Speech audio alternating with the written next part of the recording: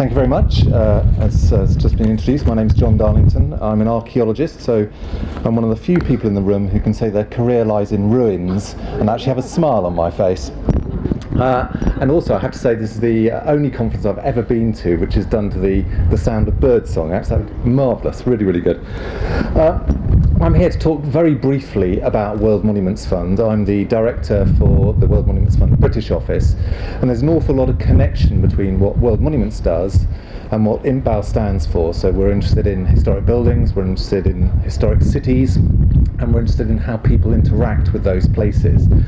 So really what I was going to do is just to take you through very briefly what World Monuments Fund does. Firstly, just to give you a little bit of background, we were founded in 1966 by an American, Lieutenant Colonel James Gray, and he was looking to give money to disaster across the world which involved heritage. He couldn't find an organisation, an international organisation to contribute to, so he did what all good Americans do, and he set one up himself, hence World Monuments was born. And we're based in the Empire State Building, so if you're in town in New York, go up to the 24th floor and come and see us, though please not all at once, because the doorman will be very upset. The sites, the kinds of places that we get involved in are places of extraordinary heritage, whether they're the Quinolone Gardens in the Forbidden City, or Machu Picchu, or Angkor Wat in Cambodia, where we've had a deep involvement over many years. So we're involved in extraordinary heritage, but it's not just about the headline sites that you see here. We're also involved in stories which need to be told, and we always work with people. People are fundamental to our interests, fundamental in terms of where we get involved. And here you can see a variety of projects across from Britain all the way through to Angkor Wat, through to Jordan, where we have been involved with training of people in heritage conservation. The criteria that we use to get involved is, firstly, is the site extraordinary? Extraordinary for the heritage or extraordinary because of the story it tells? Secondly, is the site in need of help? And at the moment, clearly, natural disaster is a big theme. We've heard it from Eric, we've heard it from other people. These are places of extraordinary architectural and archaeological importance which need assistance, whether it's Kathmandu, whether it is the floods in Venice where we started, or all the way through to the fire in Notre Dame. So the first criteria we use is, does the place need help? That help can also take the form of help because it's in a conflict zone, and obviously across parts of West Asia where conflict is rife, we are deeply involved in supporting people and heritage in those places. This of course is Mosul and Aleppo in Syria and Iraq. The main vehicle that we use for our campaigning is called the World Monuments Watch, and that's been going for 20 years now. We've been involved in something like 100 different countries on 800 different projects.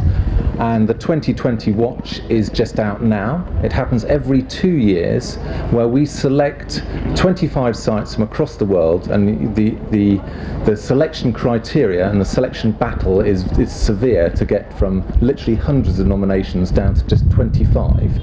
So 25 sites across the world where places are in need, where people need our help, and where those sites can actually tell a story which goes beyond the boundary of that particular site, so it has relevance to a much more global theme.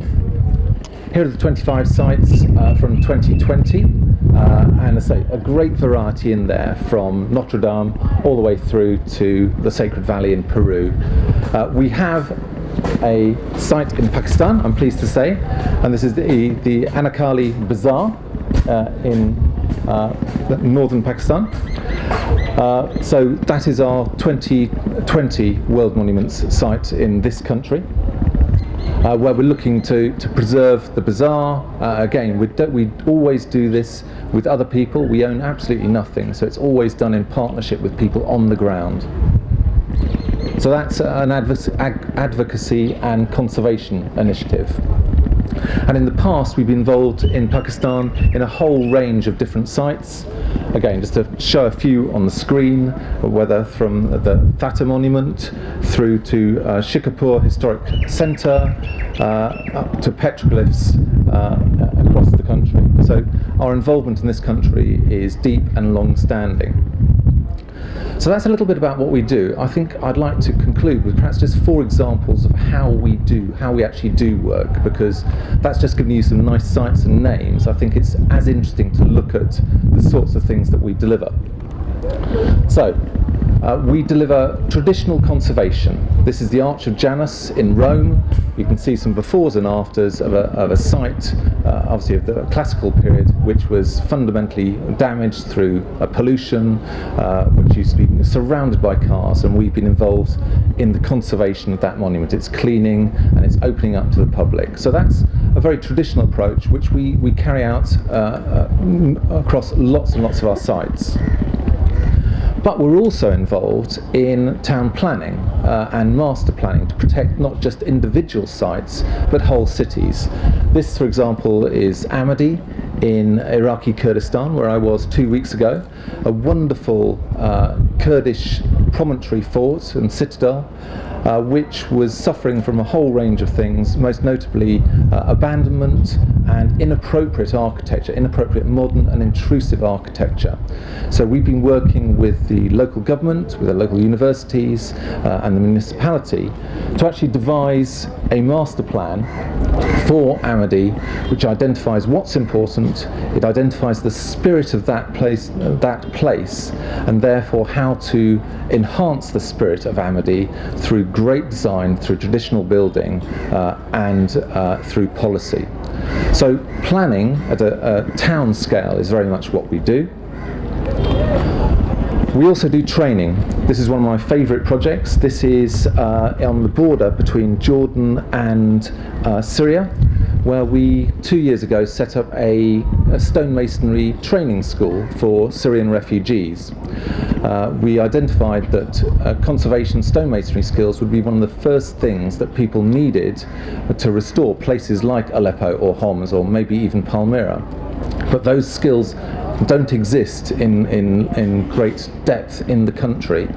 So our project is very simple. We train people, Syrian refugees, in how to create beautiful pieces of carved stone.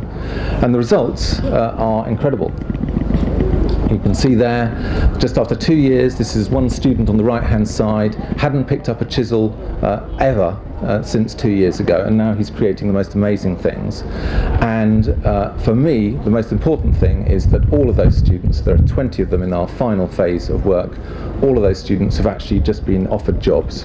So it's not only leading to giving people skills, but it's also improving people's livelihoods, which I think is, again, what we're all about here.